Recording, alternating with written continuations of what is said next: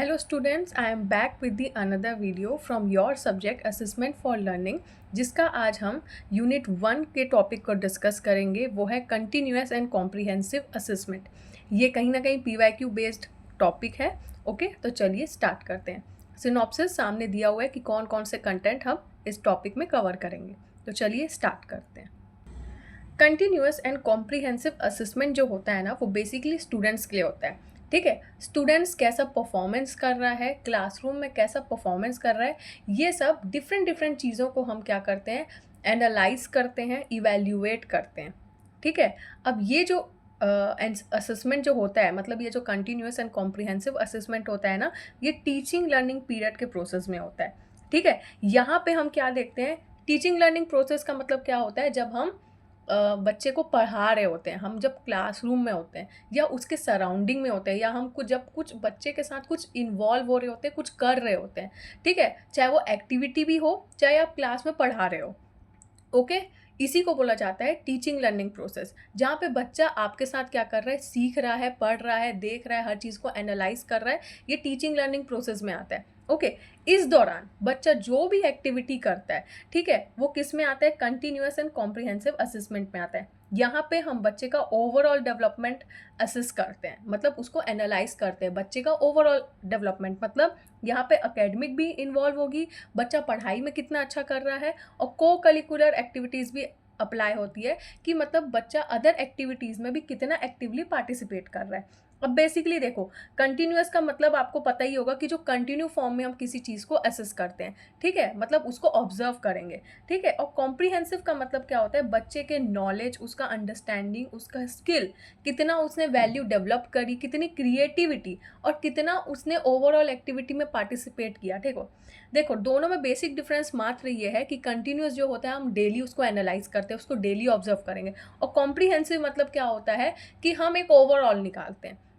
बस ये समझने के लिए था, मैं आपको जस्ट बता रही हूँ कि इसमें हम कौन कौन से, मतलब ये बेसिक डिफरेंस है कि कंटिन्यूअस और कॉम्प्रिहेंसिव में बेसिक डिफरेंस क्या है, ये मैंने आपको बताया। ठीक है, अब मैं आपको फिर से रिपीट करती हूँ अपने पॉइंट को कि कॉम्प्रिहेंसिव मतलब क्या होता है।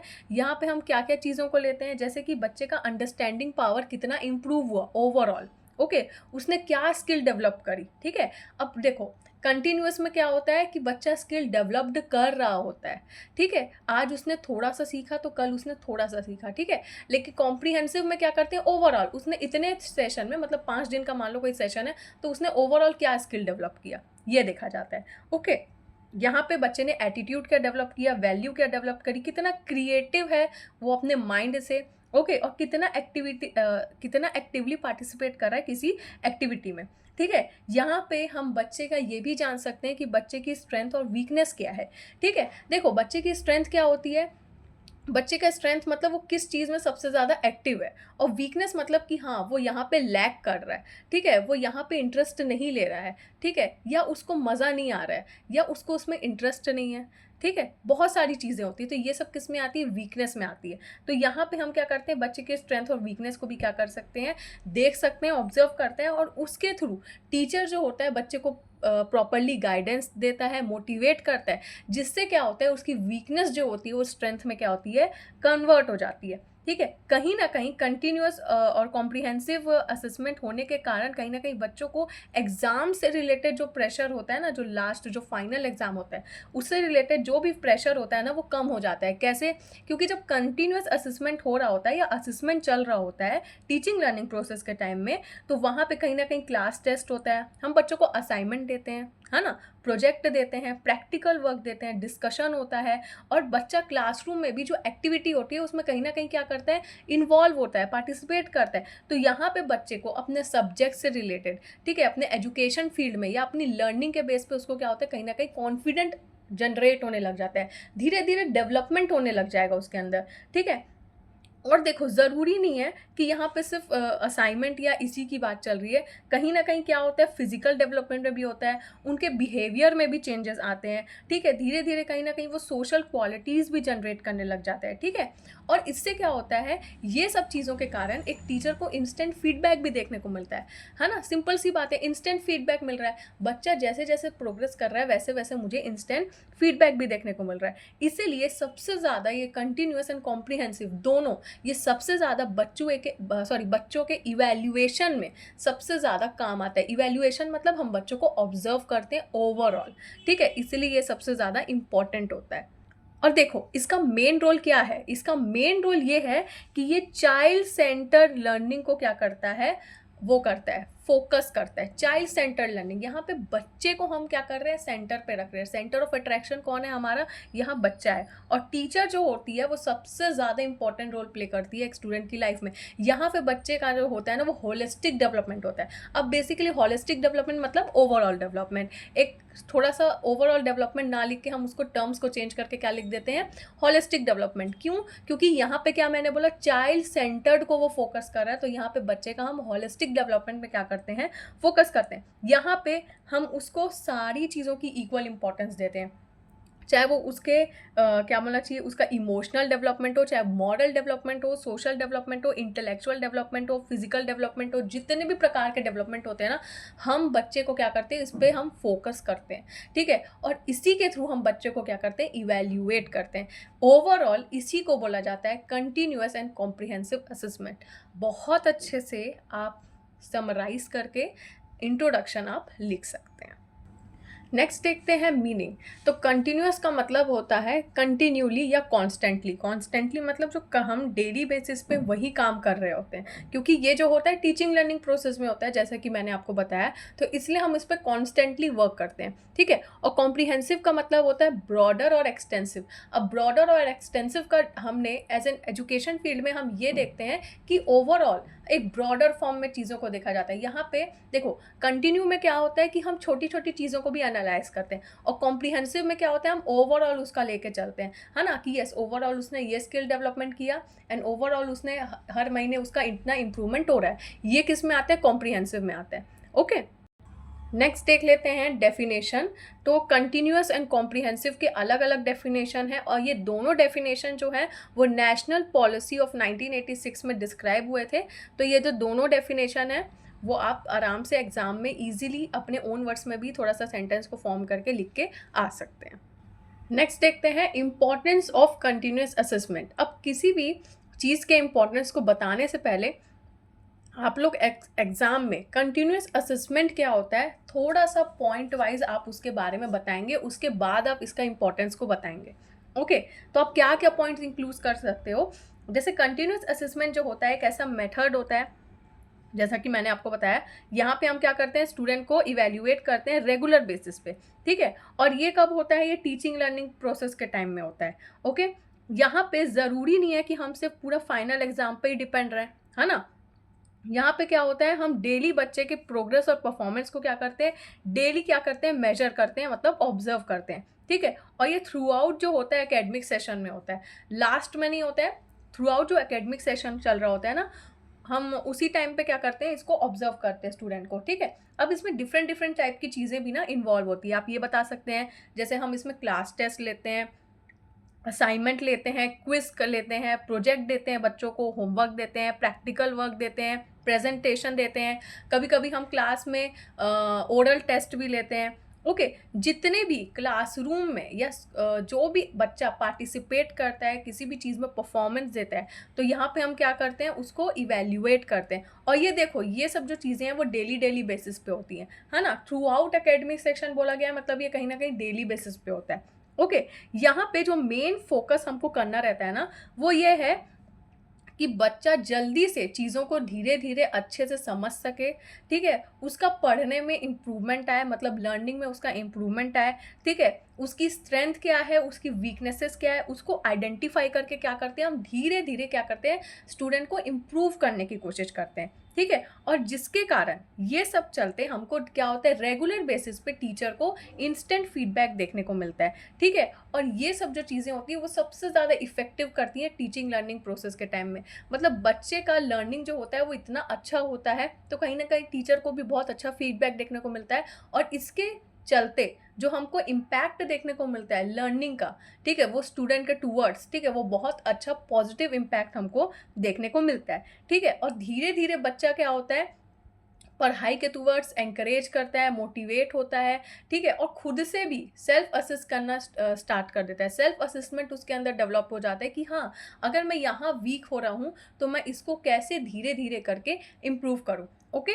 तो ये किस में आता है? कंटीन्यूअस असेसमेंट में आता है। अब सबसे ज़्यादा जो होता है, इसके इम्पोर्टेंस क्या है, उसको चलिए डिस्कस करते हैं। सबसे पहला पॉइंट है वो है लर्निंग इम्प्रूवमेंट। तो सिंपल सी बात है, अगर बच्चे को हम कहीं ना कहीं क्लास टेस्ट दे रहे हैं, किसी भी टॉपिक से रिलेटेड आप उसको प्रोजेक्ट दे रहे हो, किसी टॉपिक से रिलेटेड अगर आप उसको असाइनमेंट दे रहे हो, होमवर्क दे रहे हो, तो बच्चे को क्या होता है, और प्रैक्टिस वर्क दे रहे हो किसी भी टॉपिक से रिलेटेड या किसी भी हम सब्जेक्ट की बात करते हैं, तो कहीं ना कहीं बच्चे का क्या होता है, लर्निंग में इम्प्रूवमेंट देखने को मिलता है। इसी को बोला जाता है लर्निंग इम्प्रूवमेंट, ओके। नेक्स्ट है सेल्फ असेसमेंट। अब होता ये है कि जैसे जैसे अगर हम एक स्टूडेंट को वर्क देते हैं या वर्क ना देके अगर हम उसको धीरे धीरे क्या होता है, क्लासरूम में कोई टॉपिक से रिलेटेड हम क्या कर रहे हैं, एक्टिविटी परफॉर्म कर रहे हैं, ठीक है? तो कहीं ना कहीं बच्चा क्या होगा, एक्टिवली पार्टिसिपेट करता है। अगर उसमें वो कहीं ना कहीं लैक कर रहा है, मतलब अगर कहीं ना कहीं वीक है किसी पॉइंट में, तो वो अपने आप को एनालाइज करता है कि हाँ, मैं इस चीज़ में इंटरेस्ट नहीं है या मैं लैक कर रहा हूँ, मैं क्यों नहीं कर पा रहा हूँ। तो कहीं ना कहीं बच्चा क्या होता है, अपने आप में सेल्फ असेसमेंट करने लग जाता है कि नहीं, मुझे इसको इम्प्रूव करना है। और इम्प्रूव कैसे करता है, स्टेप बाय स्टेप प्रोसेस में करता है, ठीक है? हो सकता है टीचर ये बोलती है कि नेक्स्ट एक्टिविटी में मुझे ये बच्चों का एक्टिव पार्टिसिपेशन चाहिए, तो नेक्स्ट टाइम जो स्टूडेंट होते हैं ना, वो एक्टिवली पार्टिसिपेट करने की कोशिश करते हैं, चीज़ों को समझने की कोशिश करते हैं। और ये कब होता है, जब एक स्टूडेंट जो होता है अपने आप को सेल्फ असेस करना स्टार्ट करता है, ओके। नेक्स्ट है डायग्नोस्टिक टेस्ट। डायग्नोस्टिक टेस्ट का मतलब ये होता है कि जब हम कुछ भी चीज़ परफॉर्म कर रहे होते हैं या हम कुछ भी चीज़ क्लास में कंडक्ट करवा रहे होते हैं, इवन या तो हम बच्चे को पढ़ा रहे होते हैं, ठीक है? जब लर्निंग प्रोसेस चल रहा होता है, उस दौरान अगर हम स्टूडेंट की किसी भी प्रॉब्लम को आइडेंटिफाई करते हैं, ठीक है, उसी को बोला जाता है डायग्नोस्टिक टेस्ट। मतलब अगर मैं किसी स्टूडेंट को पढ़ा रही हूँ और मुझे पता चला कि स्टूडेंट को यहाँ पे प्रॉब्लम आ रही है, ठीक है, तो मैंने उसको क्या किया, आइडेंटिफाई किया और कहीं ना कहीं से मैं उसको सॉल्यूशन भी देने की कोशिश करूँगी, ठीक है? तो ये जो दो प्रोसेस होता है, मतलब प्रॉब्लम को आइडेंटिफाई करना एंड देन उसको इंस्टेंट सॉल्यूशन देना, ये किस में आता है, ये आता है डायग्नोस्टिक टेस्ट में आता है, ठीक है? और ये जो होता है, ये कंटिन्यूस असेसमेंट में ही होता है, क्योंकि डेली बेसिस पे मैं उसको ऑब्जर्व करूंगी और अचानक से मैं देखूंगी कि अरे बच्चे को कहीं ना कहीं यहाँ पे प्रॉब्लम आ रहा है, तो मैं उसको सॉल्यूशन देने की ज़रूर कोशिश करूंगी, ओके। ये किस में आता है, डायग्नोस्टिक टेस्ट में आता है। नेक्स्ट है इफेक्टिव फॉर टीचर। सिंपल सी बात है, अगर हम एज अ टीचर किसी स्टूडेंट को डेली डेली ऑब्जर्व कर रहे हैं, उसकी इंप्रूवमेंट देख रहे हैं, उसका प्रोग्रेस देख रहे हैं, उसकी स्ट्रेंथ और वीकनेस को आइडेंटिफाई कर पा रहे हैं, तो कहीं ना कहीं यहाँ पे टीचर के लिए भी एक अच्छा हो जाता है कि वो एक स्टूडेंट को बहुत अच्छे से आइडेंटिफाई कर लेता है, ओके। डेली डेली अगर क्लासरूम में आप जाके बच्चे को एनालाइज करोगे, ऑब्जर्व करोगे, ठीक है, तो आपको धीरे धीरे समझ में आएगा कि हाँ, ये बच्चा एवरेज है, ये बच्चा किस चीज़ में इंटरेस्ट है, ये बच्चा पढ़ाई में कैसा है, अदर एक्टिविटी में कैसा है। धीरे धीरे क्या होता है, यहाँ पे हम जो एज अ टीचर हम स्टूडेंट को जानने लग जाते हैं और ये हमारे लिए भी बहुत ईजिली एक ईजी प्रोसेस हो जाता है बच्चों को इवेल्युएट करने में, ओके। नेक्स्ट है हेल्दी कंपटीशन। अब देखो, कहीं ना कहीं क्या होता है, लड़ाई झगड़ा ना करके एक हेल्दी कंपटीशन का इन्वायरमेंट भी कहीं ना कहीं क्रिएट होने लग जाता है। फॉर एग्जांपल, अगर मैंने कोई टॉपिक से रिलेटेड कोई को करिकुलर एक्टिविटी करवाई है, ठीक है, वो बच्चों के कोर्स से इंक्लूडेड है, ओके। अब मैंने वो एक्टिविटी करवाई, तो कुछ बच्चे जो होते हैं अगर एक्टिव पार्टिसिपेट कर रहे होते हैं, तो टीचर ने बोला कि मैं उसको A ग्रेड दूंगी, ओके। और जो सेकंड आएगा उसको B मिलेगा और जो थर्ड आएगा उसको C मिलेगा, ओके। तो क्या होता है, कुछ बच्चे जिनको B या C आया रहता है या जिन बच्चों को C सिर्फ आया रहता है, बहुत सारे बच्चे जो हैं वो A ग्रेड में गए हैं, तो यहाँ पे कहीं ना कहीं कंपटीशन का उनके अंदर एक बोलना चाहिए जनरेट होने लग जाता है, ठीक है, कि नहीं, नेक्स्ट टाइम मुझे और इम्प्रूव करना पड़ेगा, नेक्स्ट एक्टिविटी में मैं और अच्छा करूँगा। तो यहाँ पे एक हेल्दी कंपटीशन इन्वायरमेंट जनरेट होने लग जाता है। इन द सेम वे, अगर आपको इसको एक और अच्छे से तरीके से समझना है कि एज अ टीचर आपके क्लास में 4 रो है, अब उस 4 रो को आपने ABCD में क्या कर दिया, डिवाइड कर दिया, और आप उनसे ओरल टेस्ट लेना स्टार्ट करोगे और आपने स्टूडेंट को बोला जो ग्रुप सबसे अच्छा करेगा उसको मैं चॉकलेट दूंगी, ओके। तो यहाँ पे क्या होता है, कहीं ना कहीं हेल्दी कॉम्पिटिशन मतलब बच्चों के अंदर जनरेट होने लग जाता है कि यस मुझे नेक्स्ट ग्रुप से अच्छा करना है, मुझे इस ग्रुप से अच्छा करना है, मुझे अगर आंसर आता है तो आपको इंस्टेंटली जवाब देना है। ओके, तो यहाँ पे कहीं ना कहीं क्या होता है, बच्चे लर्निंग में भी एक्टिवली पार्टिसिपेट करते हैं, उनको चीज़ें कहीं ना कहीं याद भी रहती है कि हाँ हमारी टीचर ने हमसे ये पूछा था, ओके, तो आज हमारा ये ग्रुप जीत गया। तो इसी को बोला जाता है हेल्दी कंपटीशन। ओके, नेक्स्ट है सेशन रिकॉर्ड डाटा। अब ये होता है कि ओवरऑल हम क्या करते हैं, ये टीचिंग लर्निंग प्रोसेस के टाइम में हो रहा होता है, ठीक है। तो यहाँ पे ये कंटिन्यूस फॉर्म में होता है, तो हमको पूरे सेशन का जो ओवरऑल एकेडमिक सेशन होता है उसका हम धीरे धीरे क्या करते हैं, रिकॉर्ड डाटा भी बनाते हैं। तो ईजिली बच्चे को एट अ एंड में जो फाइनल एग्जाम होता है या जो फाइनल रिपोर्ट तैयार होती है वहाँ पे बच्चे को इवेल्युएट करने में हमको क्या होता है, ईजी होता है, ठीक है। इसी को बोला जाता है कंटिन्यूस असेसमेंट। चलिए नेक्स्ट हम डिस्कस करते हैं कॉम्प्रिहेंसिव असेसमेंट। अब कॉम्प्रिहेंसिव असेसमेंट का मतलब ये होता है, इन द सेम वे वही जैसे आप इंपॉर्टेंस को समझाने से पहले आप थोड़ा सा कॉम्प्रिहेंसिव असेसमेंट के बारे में बताएंगे, उसके बाद आप इसके इंपॉर्टेंस को बताएंगे। तो बेसिकली कॉम्प्रिहेंसिव असेसमेंट मैंने क्या बताया कि यहाँ पे बच्चे को हम ओवरऑल डेवलपमेंट क्या करते हैं, ओवरऑल डेवलपमेंट देखा जाता है बच्चों का, ठीक है। यहाँ पे हम बच्चों को एकेडमिक परफॉर्मेंस के टाइम में चीज़ों को, मतलब जो हम पूरे सेशन भर में जो भी चीज़ों को एनालाइज करते हैं, ऑब्जर्व करते हैं, हम यहाँ पे इसको नहीं लेते, इसको यहाँ पे हम असेस नहीं करते हैं, ठीक है ना। हम यहाँ पे कोई को करिकुलर एक्टिविटीज़ को असेस करते हैं, यहाँ पे हम क्या इवेल्युएट करते हैं, बच्चे के बिहेवियर को। ओके, उसने क्या स्किल डेवलप्ड कर लिया है, उसने क्या वैल्यूज़ डेवलप कर ली है, उसने क्या क्रिएटिविटी डेवलप कर ली है, उसका कितना फिजिकल डेवलपमेंट हुआ है, कितनी सोशल क्वालिटीज़ उसके अंदर ओवरऑल डेवलप हुई है, ठीक है। कॉम्प्रिहेंसिव का मतलब ही होता है बच्चे की पर्सनैलिटी डेवलपमेंट। अगर मैं आपको इन शॉर्ट बोलूँ तो कि बच्चे का ओवरऑल कितना पर्सनैलिटी डेवलपमेंट हुआ है, कितना ग्रोथ में डेवलपमेंट हुआ है, ठीक है। ये सब किस में आता है, कॉम्प्रिहेंसिव में आते हैं। यहाँ पे हम ये देख सकते हैं कि बच्चे का ओवरऑल कितना ग्रोथ हुआ है, ठीक है। और यहाँ पे हम ये नहीं देखते हैं कि बच्चे का स्ट्रेंथ क्या है, वीकनेस क्या है, हम सिर्फ ये देखते हैं कि बच्चे ने अपने इस वीकनेस से कितना अपने आप को इम्प्रूव किया, ठीक है। ये देखा जाता है लर्निंग में उसने कितना अपने आप को क्या किया, इम्प्रूव किया, उसने ओवरऑल अपना परफॉर्मेंस कैसा दिया, प्रैक्टिकल वर्क है तो उसने क्या अच्छा परफॉर्मेंस दिया, उसने अपना प्रेजेंटेशन कितना अच्छा दिया, उसने स्पोर्ट्स में कितना अच्छा परफॉर्मेंस किया, ये सब क्या आ जाएगा, मतलब उसने ऑलरेडी परफॉर्म कर चुका है। यहाँ हम ओवरऑल देखते हैं कॉम्प्रिहेंसिव में, ठीक है। तो ये डिफरेंट टाइप की चीज़ों को क्या करते हैं हम, क्या बोलना चाहिए, एनालाइज करते हैं, ऑब्जर्व करते हैं, ठीक है। तो चलिए अब इसके इंपॉर्टेंस को जान लेते हैं। इंपॉर्टेंस है सबसे पहली बात तो all aspects of student. All aspects of student को क्यों बोला जा रहा है, क्योंकि यहाँ पे हम बच्चों को सिर्फ एक ही चीज़ या डेली हम उसको ऑब्जर्व नहीं कर रहे हैं, यहाँ पे हम उसको ओवरऑल देख रहे हैं। मतलब हम उसको एकेडमिक के साथ साथ उसकी सारी चीज़ों को हम ऑब्जर्व करते हैं कि वो स्पोर्ट्स में कैसा है, वो प्रेजेंटेशन में कैसा है, उसने क्या ओवरऑल परफॉर्मेंस किया, तो उसको हम सारी चीज़ों से एनालाइज करते हैं, इसलिए ऑल एस्पेक्ट्स ऑफ स्टूडेंट किया बोला गया है। नेक्स्ट है इंपॉर्टेंस ऑफ एक्टिविटीज़। अब होता यह है कि कॉम्प्रिहेंसिव असेसमेंट में कहीं ना कहीं एक्टिविटीज़ की भी क्या होती है, वैल्यू डेवलप होने लग जाती है। मतलब क्लास में पूरे एकेडमिक सेशन में मैंने ओवरऑल कुछ ना कुछ एक्टिविटी परफॉर्म करी, को करिकुलर एक्टिविटीज़ करवाई, एक्टिविटीज़ करवाई, ठीक है। तो यहाँ पे क्या होता है, सबसे पहली बात तो बच्चे एक्टिव पार्टिसिपेशन कहीं ना कहीं उनके अंदर होने लग जाता है, वो एक्टिवली पार्टिसिपेट करते हैं एक्टिविटी में, ठीक है।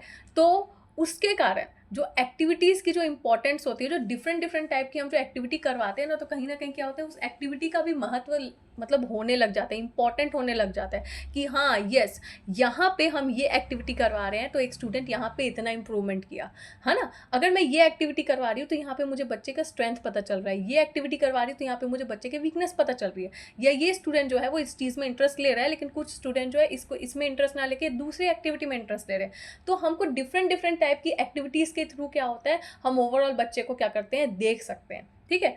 नेक्स्ट है डेवलपमेंट ऑफ वैल्यूज़। सिंपल सी बात है, हम ओवरऑल सेशन में जो भी आप बच्चे को करवाए रहते हो तो उससे हम एट अ एंड में ये देख सकते हैं कि बच्चे ने अपने अंदर कौन सी वैल्यू सबसे ज़्यादा अच्छे से डेवलप करी है, मॉरल वैल्यू, सोशल वैल्यू, कौन सी वैल्यू उसने सबसे ज़्यादा डेवलप करी है, वो उसके बिहेवियर से पता चल जाता है। ओके, नेक्स्ट है डेवलपमेंट ऑफ इनर क्वालिटीज़। अब देखो इनर क्वालिटीज़ में हम क्या लेते हैं यहाँ पे बच्चों को, कि वो कितना लीडरशिप क्वालिटी अपने अंदर जनरेट किया, ठीक है, कितना कॉन्फिडेंस अपने अंदर वो उसने जनरेट किया, ठीक है, कितना पेशेंटली वो चीज़ों को हैंडल कर सक रहा है है ना, ये सब चीज़ें हमारे अंदर भी है, यही सब हम क्या करते हैं, इनर क्वालिटी ओवरऑल, ये सब ओवरऑल में ही देखा जाता है, ठीक है, कि थ्रू आउट सेशन उसने जो भी सीखा पढ़ा उसके अंदर इनर क्वालिटीज़ कौन कौन सी जनरेट हुई। जैसे मैंने अभी आपको बताया क्या कि लीडरशिप क्वालिटी, कितना पेशेंस है उसके अंदर किसी भी चीज़ों को करने में, या पेशेंटली कितने अच्छे से चीज़ों को क्या कर रहा है, हैंडल कर रहा है। ओके, नेक्स्ट है कितने अच्छे से वो किसी डिसीजन को ले सकता है, कितना सच बोल रहा है, कितना ऑनेस्ट है, कितना लॉयल है, कितना सेल्फ डिसिप्लिन उसके अंदर जनरेट हुआ। ये सब चीज़ें जो होती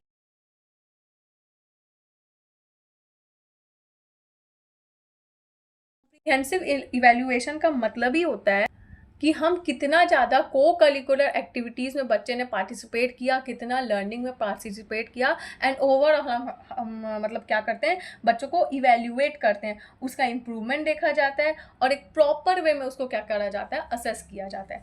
ओके, तो ये सब किस में आता है, कॉम्प्रिहेंसिव इवैल्यूएशन में आता है। तो आई होप आपको ये चैप्टर जो है वो अच्छे से समझ में आया होगा। एंड लास्ट जो इसका टॉपिक है वो है लिमिटेशन, उसको डिस्कस कर लेते हैं। ओके, इसका लिमिटेशन जो है ना वो बहुत सिंपल सा है, ठीक है, एकदम जनरल वे में है कि अगर मैं कंटिन्यूस इवैल्यूएशन मतलब इवैल्यूएट कर रही हूँ बच्चे को, मतलब कंटिन्यू ऑब्जर्व कर रही हूँ और उसका मेरे को डाटा तैयार करना होता है, सिंपल सी बात है, ये बात भी सच है। कॉम्प्रिहेंसिव में मेरे को ओवरऑल रिपोर्ट तैयार करना पड़ता है, यस ये बात भी सच है। कंटिन्यूस में क्या होता है, मुझे बच्चों के मार्क्स, उसने सीटी में क्या किया, उसने प्रोजेक्ट वर्क, कौन कौन से बच्चे प्रोजेक्ट जमा करें हैं कि नहीं करें, कौन कौन से बच्चे ने प्रेजेंटेशन कैसा काम किया, ये सब का मुझे डाटा रखना पड़ता है, ठीक है, यस ये भी सही है। और कॉम्प्रिहेंसिव में मुझे ओवरऑल इस डाटा को क्या लेके करना पड़ता है, इवैल्यूएट करना पड़ता है, राइट। ये हमने बेसिक डिफरेंस समझा। अब इसके कुछ ना कुछ लिमिटेशंस भी होते हैं, यस। सबसे पहला है वर्कलोड, सिंपल सी बात है, आप खुद देखिए कि अगर आप एज अ टीचर डेली बच्चे को ऑब्जर्व करोगे, एनालाइज करोगे, और उसके इतने सारे मतलब ओवरऑल एकेडमिक सेशन में हम अगर किसी बच्चे को ऑब्जर्व ही कर रहे हैं, ठीक है, और उसका डाटा ही तैयार करते रह रहे हैं, तो कहीं ना कहीं टीचर का तो वर्कलोड बढ़ेगा ना, कि मतलब अगर वो अपने एकेडमिक सेशन में पढ़ाने के साथ साथ नोट्स तैयार करने के साथ साथ मतलब वो बच्चे का रिकॉर्ड तैयार करते रहे। अब ऐसा नहीं है, हर महीने में ऐसा हो सकता है कि कुछ 2 एक्टिविटी हो गई, हो सकता है कि यहाँ पे 3-4 चीज़ें हो गई महीने में, ठीक है। जून जुलाई ऐसा सेशन होता है जब यहाँ पे बच्चा स्टार्टिंग में आया रहता है, तो उतना पढ़ाई, उतना लोड उतना भी नहीं रहता है। लेकिन जैसे ही जुलाई आता है, अगस्त आता है, तो यहाँ पे मंथली टेस्ट, वीकली टेस्ट, ये प्रोजेक्ट, ये असाइनमेंट, ये होमवर्क, तो कहीं ना कहीं टीचर के ऊपर क्या आता है, बहुत ज़्यादा वर्कलोड आता है। यस ये बात सच है। तो ये सबसे ज़्यादा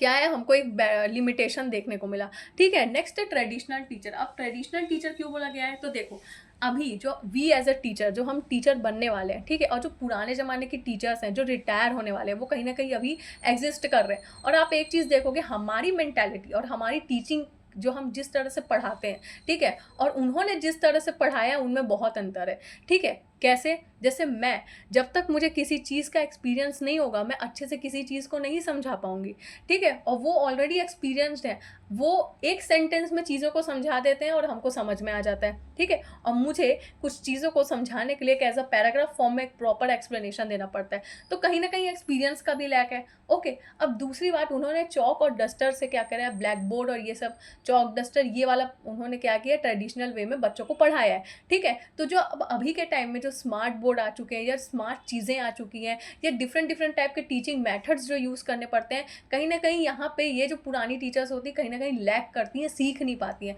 ठीक है। अभी की चीज़ें बहुत सारी ऐसी हो गई जो ऑनलाइन होने लग गई हैं, ठीक है।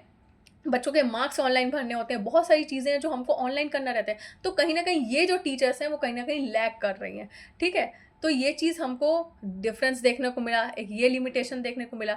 नेक्स्ट क्या है, नो फियर इन चिल्ड्रन। अब ऐसा हो जाता है ना कभी कभी, मैं उन बच्चों की बात कर रही हूँ, मैं हर बच्चे की बात नहीं कर रही हूँ, मैं उन बच्चों की बात कर रही हूँ जो बेसिकली ना उनको पता ही होता है कि हाँ हमको यहाँ से कहीं ना कहीं से नंबर मिलके हमने इस एक्टिविटी में परफॉर्म किया, तो हमने इतना करा, इतना किया, तो हमको इतना नंबर तो मिल ही जाएगा। तो कहीं ना कहीं उनके अंदर ना एग्जामिनेशन का फियर हट जाता है कि नहीं, मैं कहीं ना कहीं से पास हो जाऊँगा, ठीक है। ये चीज़ जनरली हमको हर एक स्टूडेंट में आजकल देखने को मिल रही है, ठीक है। ये उनके अंदर एक एटीट्यूड जनरेट हो जाता है। ओके, नेक्स्ट है डिक्रीज इन कंपटीशन। अब होता यह है कि हर बच्चा धीरे धीरे क्या करता है, पढ़ाई छोड़ के एक्टिविटी में ही अगर पार्टिसिपेट करने लग जाएगा, को करिकुलर एक्टिविटी में ही पार्टिसिपेट करने लग जाएगा, उसको पता है कि मुझे अदर चीज़ों के टूवर्ड्स या हेल्प लेने से मैं पास हो सकता हूँ, तो यहाँ पे कहीं ना कहीं दूसरे बच्चों से वो कंपटीशन की जो भावना होती है ना वो कम हो जाएगी। हाँ ठीक है, मुझे बी मिल गया तो बी सही, सी मिल गया तो सी ही सही, वो उतने में ही खुश है ना। तो यहाँ पे कंपटीशन की भावना कहीं ना कहीं कम हो जाती है। ठीक है, लास्ट है डिपेंडेंसी ऑन टीचर। ऐसा क्यों बोला जा रहा है? क्योंकि जब टीचर ही कंटिन्यूस डेली डेली एनालाइज कर रही है, बच्चों को ऑब्जर्व कर रही है, तो कहीं ना कहीं पेरेंट्स भी जो होते हैं वो टीचर के ऊपर ही डिपेंड हो जाते हैं कि हाँ आप बच्चों को ये एक्टिविटी कराते हो, वो एक्टिविटी कराते हो, तो हमारे बच्चे ने इतना इंप्रूवमेंट किया। ठीक है, तो पूरा कहीं ना कहीं डिपेंडेंसी क्या हो जाती है, टीचर पे आ जाती है। अच्छा, कुछ के पेरेंट्स जो होते हैं वो वर्किंग होते हैं, वो तो टोटल डिपेंड होते हैं टीचर के ऊपर। ठीक है, इवन कहीं ना कहीं हाउस वाइफ्स भी जो होती है ना वो कहीं ना कहीं टीचर के ऊपर डिपेंड हो जाती है कि हाँ हमने तो इस स्कूल में डाला है, तो यहाँ पे इतनी सारी एक्टिविटीज़ होती है, तो हमारा बच्चा तो ग्रोथ, उसके अंदर कुछ ना कुछ डेवलप मतलब हो ही जाएगी, है ना। तो कहीं ना कहीं पूरा जो प्रेशर होता है वो कहीं ना कहीं टीचर पे आता है। ओके, तो आई होप आपको ये टॉपिक बहुत अच्छे से समझ में आया होगा। ये सबसे ज़्यादा इंपॉर्टेंट टॉपिक है, तो बहुत अच्छे से लिखना आंसर्स को। Okay, and do like, share, comment and subscribe to my channel and wait for the next video.